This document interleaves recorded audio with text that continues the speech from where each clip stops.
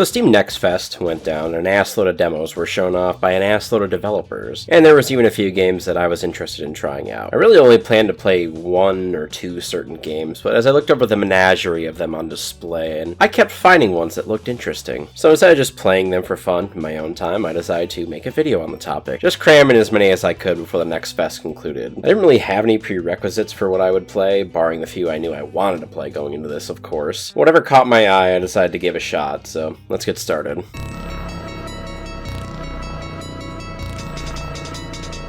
I've obviously had my eye on this one since I reviewed the original Night Slashers for the channel, and everything I've seen so far hasn't really impressed me at all, so I've been pretty meh on it. After getting my hands on it, well, my feelings haven't really changed. The demo was basically 1.5 levels with only Christopher and Honghua Zhao playable. The first full level is 100% playable, and part of the second one was playable too. I'll start with the positives so I don't sound like a complete cock. With the game being right in front of me, I actually do think the new graphics look pretty nice. Most of the visual effects and hit sparks look quite sharp and nice as well, including the big magical attacks. Those look good. Power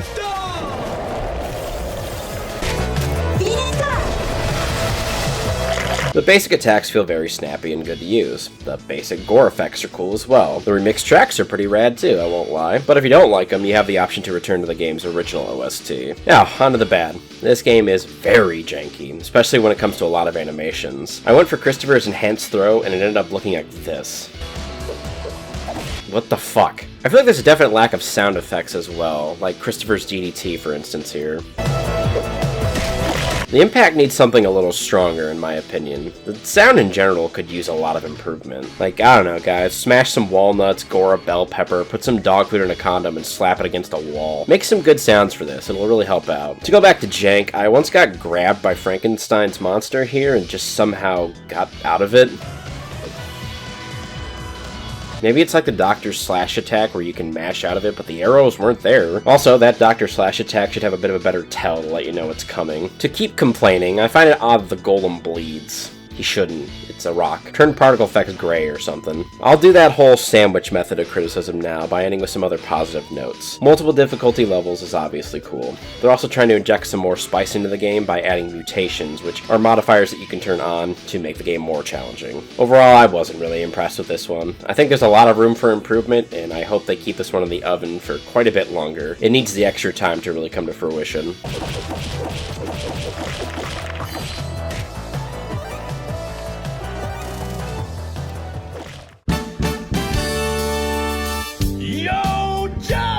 Another beat 'em up. How surprising coming from me. I wasn't really feeling this one either when I was opening it up. Like, the intro genuinely looks like a Flash animation from the early 2000s. It has an all-new theme as well, too, and honestly, it's okay.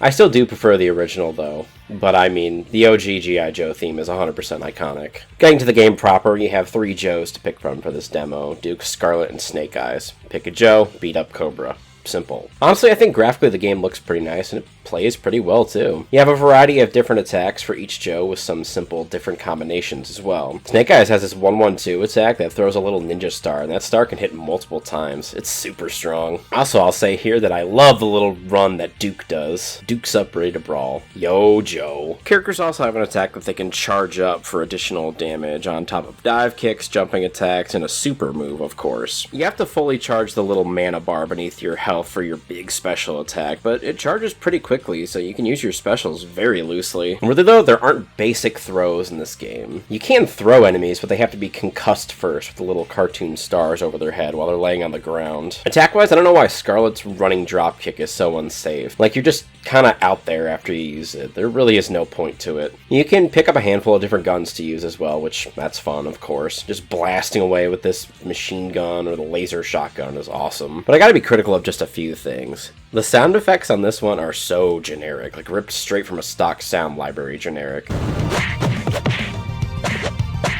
Even worse, Snake Eyes has this generic hit sound too.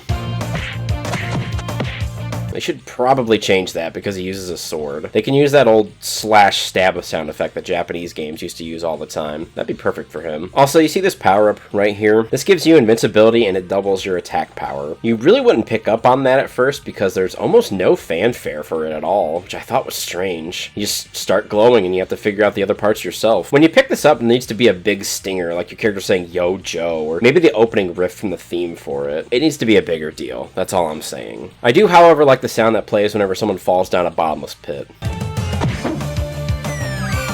10 out of 10. It's perfect. Level-wise, there were 2 to play, each having a big boss at the end. While it's not an end-level boss, fighting a hiss tank was pretty damn cool. G.I. Joe has such fun designs for everything from infantry to vehicles to airplanes. The Baron's boss fight was cool, but I do want to be critical of the Mindbender one. When he pulls the split move like this, he really should have his position completely randomized. Unless it is already, and I just got really lucky because I just kept whooping the same clone's ass and he died. To wrap this one up, it's a pretty fun, serviceable little game. It seems like there's going to be a good amount of levels to play through, too. My opinion did improve on this one a good bit as I kept playing it. I could see myself picking this one up if it was like 20, 30 bucks.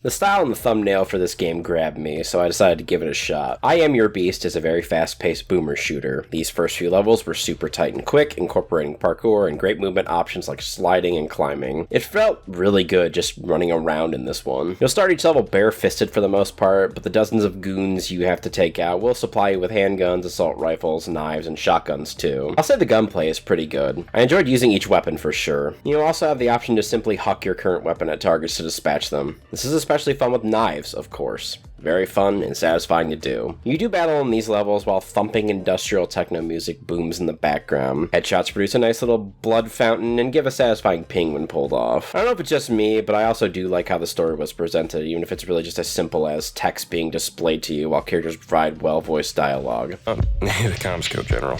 I know who you are. That's so. I'd assumed you'd forgotten, based on the dead squad my boys found yesterday. It's nicely stylized. This one kind of hooked me hard. I imagined it would be very fun to play this one and like optimize a speedrun for it, and I don't even like speedrunning. My only complaint is, please let me slide kick the flunkies. Running into an enemy while sliding should knock their ass right down. Otherwise, I'm hooked. Can't wait till the full release on this one.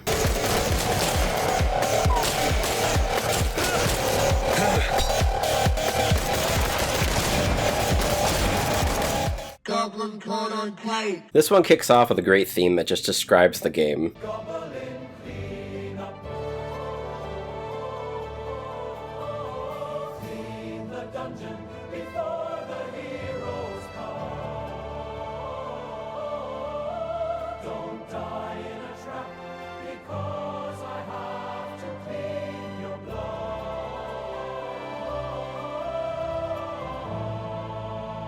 Goblin Cleanup is basically like Viscera Cleanup Detail, but with a fantasy setting instead of a science fiction one. You play as a female goblin maid, and you're tasked with cleaning up the dungeons of various evil overlords after they've killed a bunch of adventurers. Which basically means you run around unfucking the furniture, mopping up the blood, getting rid of meat chunks, and resetting the dungeon's various traps for the next lot of fresh meat. What really charmed me about this one is the fantasy aesthetics for your basic cleanup tools. You have these mimics, which are what you feed them chunks of meat to. You can pitch it to them or just lawnmower the meat while you're holding the whole thing. Your mop is basically a pitchfork that you mount slimes onto, and you mop up blood until the slime simply can't take it anymore and dies, letting out a gargura in the process. You also do have to recharge various mythical items around the dungeon as well, and you have to do all of this while the majority of the traps are simply not deactivated. So you can get fucking splattered and have to do more cleaning. Hell, your own mimic can kill you too, which the first time that happened to me absolutely scared the shit right out of me. This game I also somehow managed to wrangle 3 friends into playing it simply by word of mouth, so it has some legs with my group already. Goblin Cleanup was a pretty charming little game, but I love cleanup games like Viscera and Power Wash Simulator, so yeah, eagerly awaiting the full release on this one.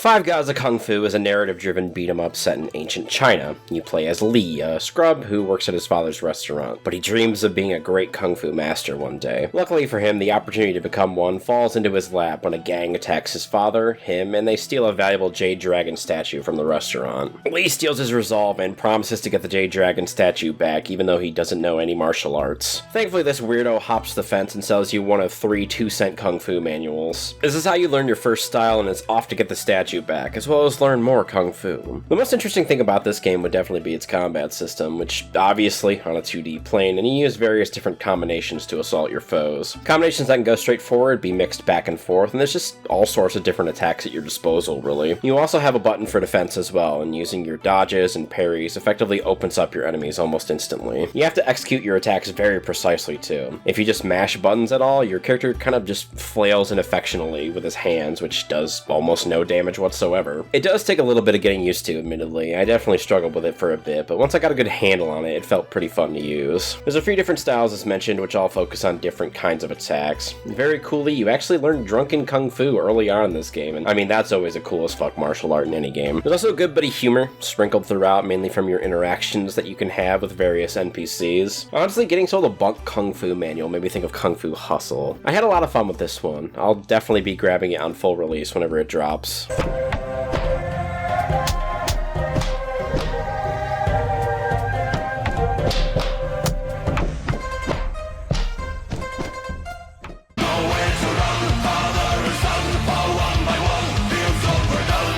Now, Conscript was a game that I thought was going to be console exclusive for some reason, so seeing it on the Steam store page was so hype for me. Conscript is a survival horror game set during World War I, specifically during the Battle of Verdun, one of the bloodiest battles in the entire conflict. You're a French conscript stationed here alongside your brother. After a German attack on your lines, the French defense ends up broken, your brother goes missing, and you're basically all alone here behind enemy lines. Now you have to survive this, find your brother, and get the hell back to friendly soil. This one definitely draws a lot of inspiration from classic Resident Evils, for sure. Your supplies and your ammunition are obviously quite limited, and you typically have to scavenge them from various barrels, crates, and corpses that are littering the battlefield. You also have the classic item boxes, which transfer from save room to save room. You also have a friendly merchant that will sell you guns and supplies, though his currency is cigarettes, which you also find just kind of laying around the area. And to save your game, you have to use ink pellets on a typewriter, just like the original Resident Evil. You also pick up gun parts, which ratchet up your gun's stats so they're more useful. I will say too, the merchant's save area being bathed in a soothing blue light also reminds me a lot of the merchant from Resident Evil 4. Weapon-wise, you have access to a trench shovel for beating people, a knife for stabbing people, a bolt-action rifle, and thanks to the sacrifice of a brave American volunteer, a trench gun. Also, +1 in this game since it lets me use a C9 Mauser, my favorite handgun. The combat in this game is pretty brutal since you basically have to savagely beat someone with a trench shovel to kill them in melee. Range combat is also pretty nice, with your accuracy being massively boosted if you're willing to take your time and aim at your target, which is hard since a lot of the time your enemies will be right up in your grill. Thankfully, combat isn't the only option. You can hide from your foes or simply just run away from them. You also have a very nice little combat roll, which is super helpful when you get caught in a clinch and you need to get away. Sound design is very crunchy. I like the graphical style, but I really want to compliment the game's atmosphere. It's incredibly dreary, hopeless, and dirty. The absence of music as you're running through the filthy trenches greatly helps elevate the atmosphere here in Conscript. I am kind of curious if this one's going to have like any supernatural elements at all, or if it's going to be just a pure horror of war experience. Either way, I'm definitely excited about this one now, and I cannot wait for the full release.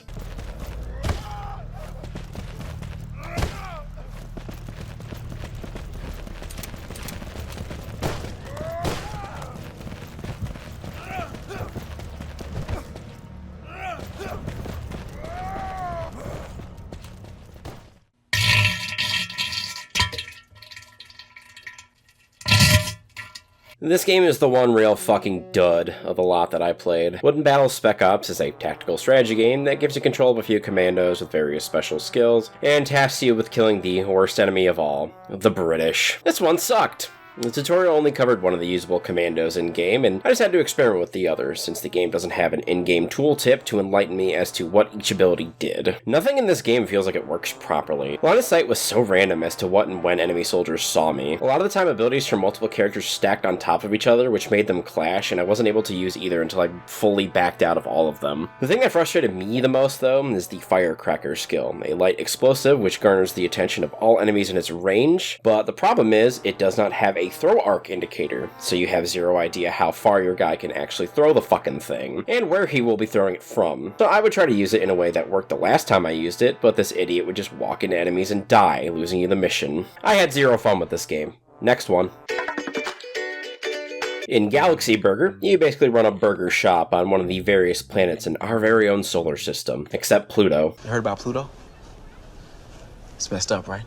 You open up your burger shack, people come in and make orders that you have to fulfill as fast and as accurately as you can. It's quite like a Papa's game, if you're familiar with those. It's a very colorful game, where they decide to just do whatever for the alien designs. Your first customers are cats in robot suits, for instance. Starting on Mercury, things are really simple, but as you unlock each planet, the number of ingredients, different types of burgers you can cook, recipes, and sides all increase, so there's more to memorize and deal with as time goes on. There's also obviously different levels of cooking, since burgers can be medium or rare. You actually have to cook the buns sometimes to make them a little bit more crispy for your customers. And you got to griddle the cheese too, which is just more stuff to do. This game charmed the pants off me, honestly. It really is my type of game. I didn't hit up every planet in the demo since, well, I was already stressing super hard by Mars, but I imagine every planet is very fun to deal with. My only real gripe would be what precisely is the end game for this one. If it's just more difficulty with more planets, I'd be cool with that, of course. Will there be a threat of going out of business, maybe?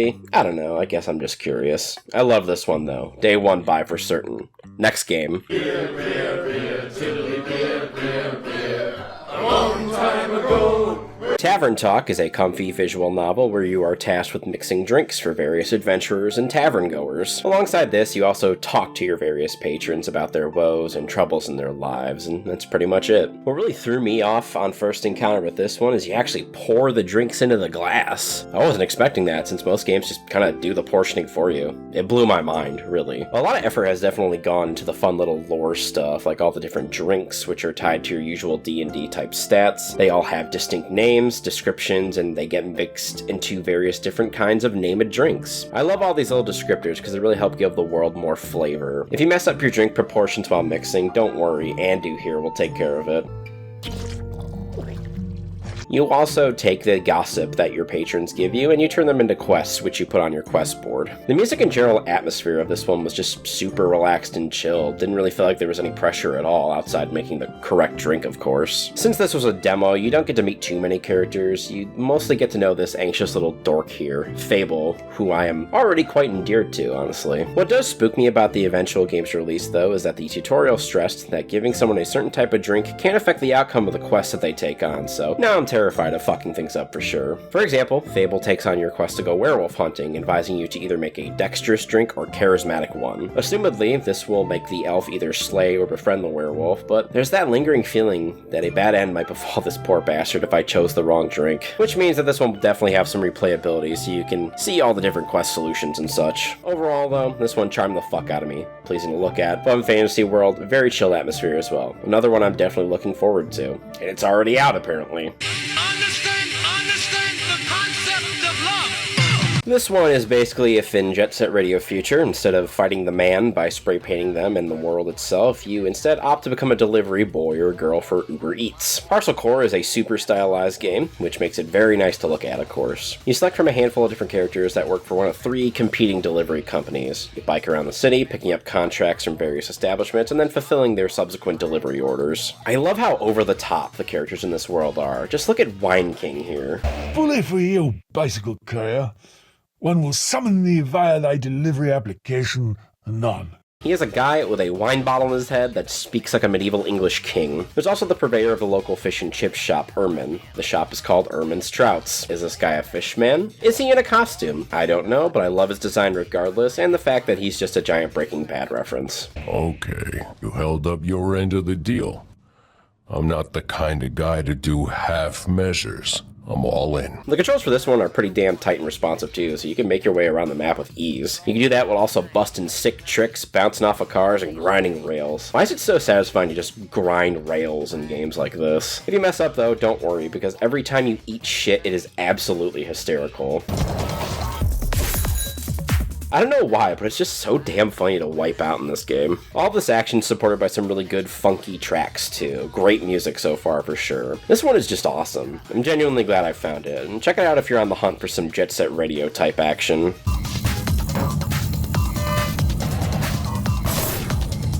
Oh, the wind was foul and the sea ran high. I've long quested for a pirate game that's even half as good as Sid Meier's Pirates, and this one does scratch that particular itch a bit. Republic of Pirates is a real-time strategy and city builder game centering around, well, building your pirate republic, or rather building your new Corsair Confederacy after the collapse of the original Pirate Republic and subsequent splintering into 3 major factions. You sail your little cog to a new island, drop a dock, and then begin constructing your settlement. You quickly get workers who all have basic needs that need to be fulfilled by you, and optional wants, which just makes them happier to be there. You'll also spend a lot of your time sailing your ship around, since these waters are just littered with loot to pick up. Even better, when you select your ship, the crew merrily belts out a jaunty sea shanty.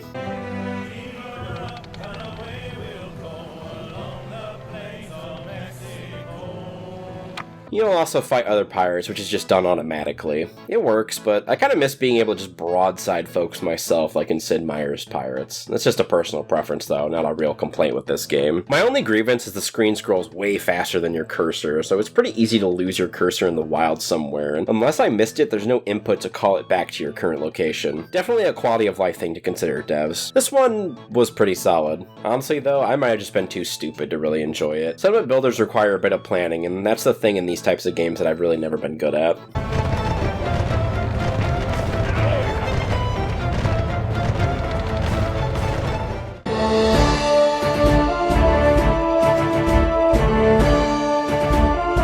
In World of Stickman, us mortal sticks are just pawns of the gods to determine which will rule the world. I don't really have too much to say on this one, honestly. It's basically like a simple version of Age of Empires, but with stickmen. You harvest resources, build troops, and fight enemy factions. I was Rome, but led by a Spartan warrior for some reason. The voice acting was fairly amusing, though, since it was clearly just done by the dev, so it has a funny amateur quality to it. Nothing can stop us. Yes. My main grievance, though, is it seemed like the life bars in the selected unit queue simply didn't work, so unless I was paying close attention to a fight, my guys would just get slaughtered almost instantly. My hero also felt incredibly fragile for being a fierce frontline fighter, but he just died so easily, which meant losing the mission. It's almost fine. Could use some refining, but overall it's fine. I'm listening. Yes, sir. My spear will find enemies.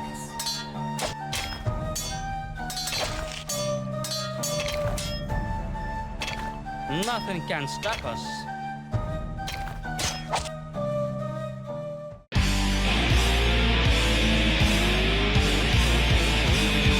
This whole opus of a video was started by this game specifically. Since it was announced, I was incredibly excited for Metal Slug Tactics, but there had been almost nothing about this game until the demo drop. I'd honestly almost forgotten it existed. I can say though, just via this little demo alone, that the wait has been worth it. This game is stellar so far. Tactics perfectly recreates that iconic Metal Slug art style, but now in an isometric plane. 100% stunningly recreated down to the blast effects and gunfire too. Effects that I'm actually pretty familiar with, since I watched a lot of Flash cartoons in the 2000s, and Metal Slug explosions basically carried those all the time. In this game, the Peregrine Falcons soar out once more to combat the devious General Morden and his evil rebel army. Squad-wise, this demo featured Marco and Fio, who both had a pistol and a machine gun, and Eerie, who tossed around stick grenades and had a grenade launcher for longer ranged explosions. Each also had their own special skills and items to use in combat. You deploy your squad of 3 on various missions where the enemies are far larger in number than you, meaning you have to be as smart and tactical as you can possibly be. This is encouraged in game with the sync system,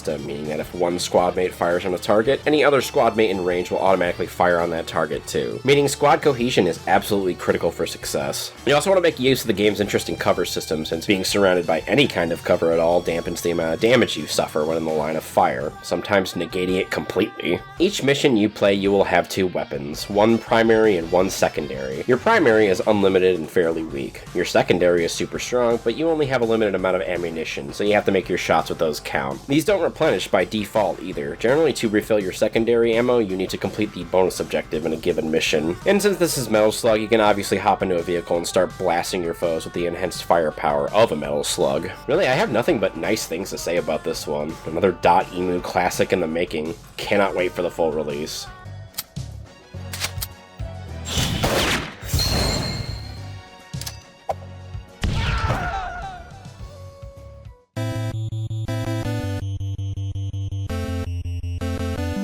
Big Boy Boxing is a fat tribute to the classic game Punch-Out!, a boxing game where you, a very small man, wants to become the boxing champion of the world, so you train up and enter the ring. This game controls, well, basically like Punch-Out! Did. You have high punches and low punches for offense, and you can sway left to right, duck, or block to defend yourself from your opponent's attacks. You face off against incredibly silly and over-the-top warriors who have incredibly silly and over-the-top moves that they will attack you with. My favorite opponent of the ones I fought was probably Adultman, 3 kids in a trench coat who, if you pummel hard enough, knock the kids out of the trench coat, and those free kids will begin to attack you from outside of the ring. This game loves hitting you with curveballs like that. You can avoid these types of transformations, but they all add some very nice spice to the fight, so they're never 100% straightforward. Much like Punch-Out! 2, all enemies have little tells that you can learn, and vulnerable moments to hit them, which gives you a supercharged star punch to really bring some pain. This is 100% required because these bouts are lightning quick. You yourself can take 3 hits before you're down for the count, and you only have to down your opponent once to claim victory. These fights also have these optional challenges that you can complete, so there's some extra fun stuff to try if you're a completionist. The game is also pretty humorous with a lot of great jokes in just the cutscenes, but also the fights themselves. Its music's also pretty damn bumpin' too. This is a great little game, one definitely worth checking out if you like funny games, or you're just looking for another Punch-Out! Type game to conquer.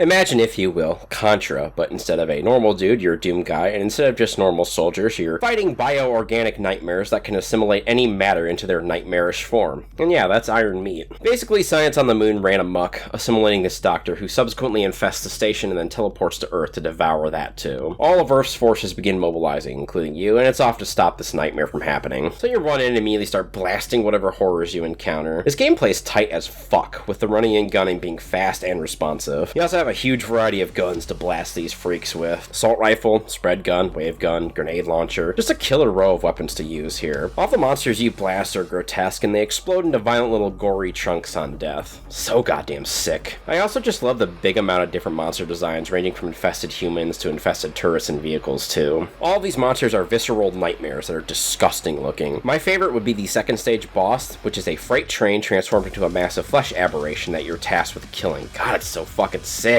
While you're blasting all these freaks, a killer soundtrack of pure death metal is blasting the whole time. God tier soundtrack here, my guys. Iron Meat was one of the last demos I played for this video, and it completely blew me away. I was trash at this game, but I loved playing it. Definitely looking forward to a full release.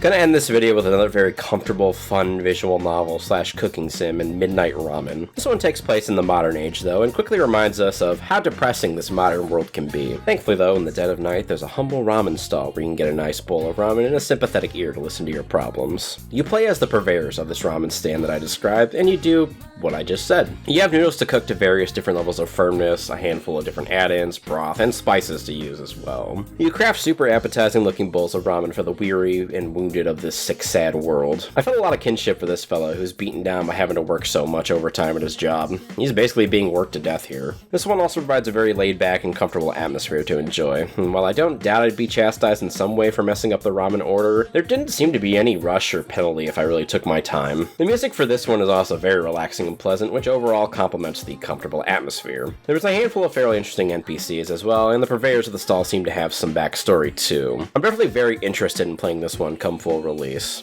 I'm happy this was my final game, I can't lie.